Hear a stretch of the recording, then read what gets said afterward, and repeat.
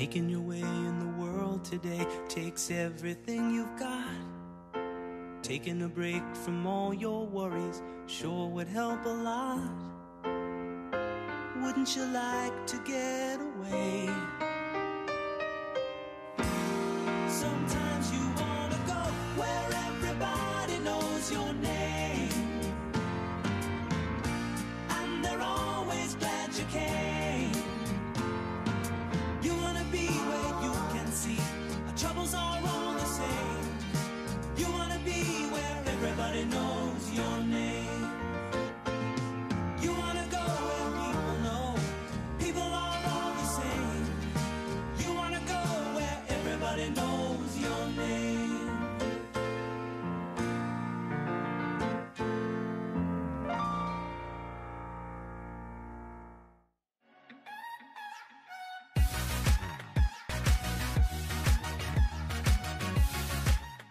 Hello everybody, and welcome to another episode of Chieftain Live. I'm Julian Hermes. And I'm Ben Moran.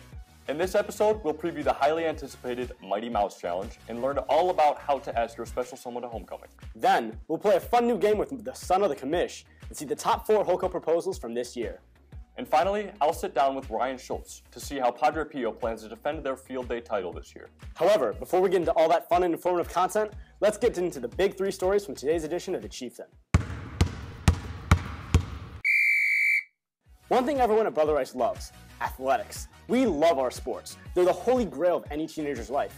With fall fast approaching, 2 major things are occurring: the MLB playoffs and, of course, NHL hockey. Colin Watts brings us his take on these 2 events, telling us what to expect and who might stand above the rest. This summer, we had more than enough of highly anticipated entertainment releases. From Kids See Ghosts to Scorpion, and from Astroworld to a new Netflix revamp. There is just too much to be consumed by one person. AJ Harris does us all a favor, doing it for us by bringing us his reviews on entertainment releases of the summer. The highly anticipated Field Day competition is tomorrow, and it's time to get hyped. Will Padre Pio win Field Day again? Has the success of the underdog St. Raphael gone away? And will Anthony Calcaterra throw for 8 touchdowns 2 years in a row? All this and more is answered in the Field Day preview by Tommy Schaefer and Trevor Tosto. And now, let's get into the top stories of the week.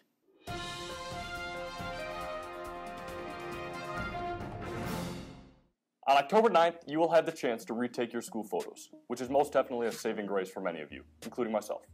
Go get another shot taken, even if you think you look good, because chances are you don't. One of the most important values we learned here at Brother Rice is the value of charity and giving back. Bikes for Kids Detroit is a brand new nonprofit in the Detroit area formed last March, whose goal for this year is to give 1,000 free bikes to kids. Brother Rice's very own Mr. Barnes is pushing the envelope by encouraging all to get out there and help in the new capacity. Yeah, it's based in Detroit. It's geared towards getting Detroit kids on 2 wheels, so biking, getting kids in Detroit their first bike this Christmas. Our first and only donation event is going to be in 2 weeks, Saturday, October 13th, from 9 to 2 p.m. at Henry Ford Medical Center locations all over Metro Detroit. If you go to our website, you can see a little map of Metro Detroit, and you can pick one that's closest to you. Kids can volunteer to come to our warehouse in Detroit anytime. We need all skill levels. Even if you don't know anything about working on a bike, you can come down, clean bikes, you can come down and do little stuff. You know how to change a tire, that's great, but they can do any of those things. If you're looking for service hours, they're accepting volunteers to work 3-hour shifts cleaning or repairing bikes. Please contact Mr. Barnes with any questions or if you'd like to sign up and help.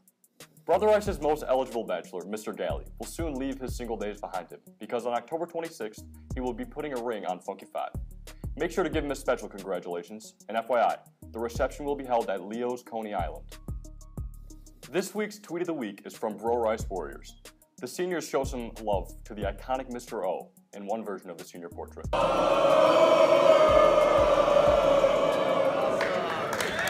Brother Rice has some traditions that are held higher than the rest. With Field Day right around the corner, the tradition everyone is anticipating is the Mighty Mouse Challenge. This event is always a crowd pleaser, and this year's freshman challengers have been training for this event for quite some time. To help the freshmen participating in this challenge get a little bit of an edge, our very own Mighty Mouse, Karen McDonald, interviews past Mighty Mouse competitors to get the full experience of the epic Mighty Mouse Challenge. The Mighty Mouse is an event at Field Day where students 110 pounds or under bench press 75 pounds. This event gets the whole day started and everybody fired up. This may be fun for the spectators to watch, but many of the competitors didn't have a choice whether to compete or not. I mean, we didn't really have anyone else under the weight limit that we could find, so kind of got forced to do it. Yeah. Believe it or not, training is not ridiculous. At the very least, one should go to the gym just to see if they could lift the weight so they don't go into the event blind. Yes, kind of. I mean, I didn't really know that you were going to be doing the Mighty Mouse in front of the entire school at first. So, like, after I signed up for it, when we did, like, the whole field day sign-up thing, and a bunch of, like, older guys told me that it was going to be in front of the entire school, it kind of made me a little bit nervous. I would definitely say that before you go out there on, like, the day of on field day, to probably go to the gym somewhere, just try and make sure that you can at least get a few reps of, like, the weight in. Winning in general is an amazing feeling, and sometimes one of the greatest things that you will ever accomplish. I felt pretty good. It was probably the best thing I've ever done at Brother Rice. Some would say I peaked. Opinions, opinions, opinions. Here at Rice, opinions are endless, especially on what the best way to ask your date for homecoming is. Owain Braddock has a lot of experience with asking girls for homecoming. Oh yeah, he does. Kid's an absolute stud. Owain Braddock is back with his Mount Rushmore HOCO proposals. With homecoming coming up, many kids are freaking out about how they're going to ask their special someone to homecoming. Here are my Mount Rushmore HOCO proposals. At number 4, we have iMessage. Now, this quite did not work out for me, but it's still a useful resource to have. There is a very low success rate, but I still recommend it because it is the easiest way to ask your special someone to homecoming. At number 3, we have anything to do with candy. It's a statistical fact that girls love candy. My friend here, Anthony Calcaterra, used candy in his HOCO proposal last year, and she got a guaranteed yes from the school. At number 2, we have cheesy puns. Now, puns are amazing to use. Everybody loves puns. If you're not using puns in your sign, frankly, you gotta fix something in your head. I just want to say, using any type of pun or sign is stupid, and you should be a real man and just ask them like a normal person. That's some strong opinions by our host there. I happen to disagree, but we respect opinions here. At a strong number 1, we have the best way to ask your girl is making her feel special. Calling her princess or queen. This worked out quite well for me.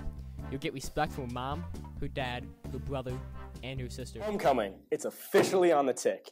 And with another new year means new dates, new suits, and meeting the parents. To help you sophomores who are coming to homecoming for the first time this year, Luke Newman gives us some tips on the do's and don'ts of homecoming. There's homecoming is coming up right around the corner, and in honor of homecoming, we interviewed some of the students of our school and some of the faculty to see what their take is on the do's and don'ts of Brother Rice homecoming. We received lots of good reviews on what to do on homecoming, but some that stands out in particular would have to be to leave your homecoming date some space. Stay at least a Bible's length away from your date if it's a female. Also, when you're dancing, make sure face to face.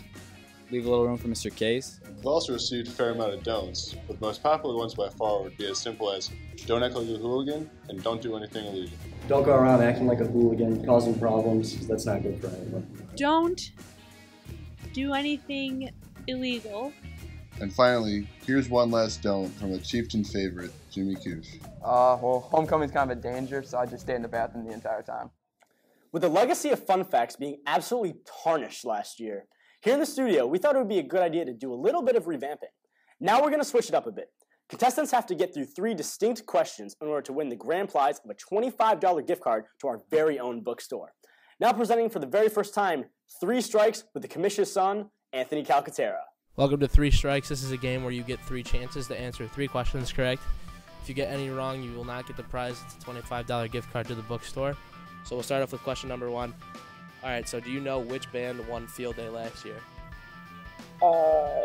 Leo? Unfortunately, that is incorrect. It was Padre Pio. So first question is, what place is your band in right now? 4th. 4th? I'm in Leo. Okay, that is correct. What lunch do they always serve during field day? Hot dogs? That was a trick question. They don't serve any type of lunch during field day. Can you name 4 events on field day? All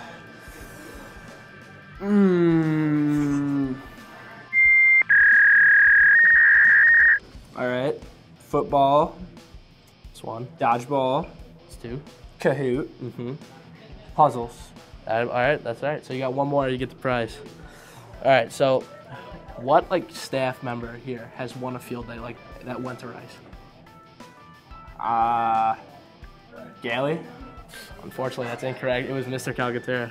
So last year there was like kind of like a surprise star like football player who played quarterback for Maximum Colby. Do you know who that player was? Jacob Klingensmith. It was me. Thanks a lot. We'll see you later. After successfully defending the field day title last year, Padre Pio is going for the three-peat, but many are looking to dethrone the champs. To hear how Padre Pio plans to defend the ship, I'm here with Padre Pio band captain Ryan Schultz. Thanks for being here, my man. Hey, thank you for having me. Of course. Being a field day champion last year, can you give our new freshmen any tips on what you guys as a band did to take the cup? Yeah, so you have to go to every event that you have, even the small ones like the puzzles, the chess game. If you go to those, that will help us win this year. What do you think are going to be crucial for a win this year? Those small games are really important. The Mighty Mouse is important. And then handball and dodgeball and football are always the big ones. It all adds up. All adds up. What events are you participating in? I'm participating in handball and dodgeball this year. All right. What do you expect to be the most competitive out of these? Handball and dodgeball, they're always the big ones. Even dodgeball, Coach Joe, I know, is bringing up at the end, so you'll be playing in front of the whole school. And all bias aside, who do you think is going to come out on top this year? I think easily Padre Pio will come out on top again. We've won the last 3 years doing these tactics, and I'm sure we'll win again this year. All right, well, thank you so much for coming out today. Thank you for Best of having luck me. on Friday. All right, everybody, that's it for this episode of Chieftain Live. Make sure to get ready for our new episodes and look out for our new podcast, Warrior Weekly, starting soon. I'm Ben Moran. And I'm Julian Hermes. And remember, everybody, face to face with little space. Have a great day, everyone.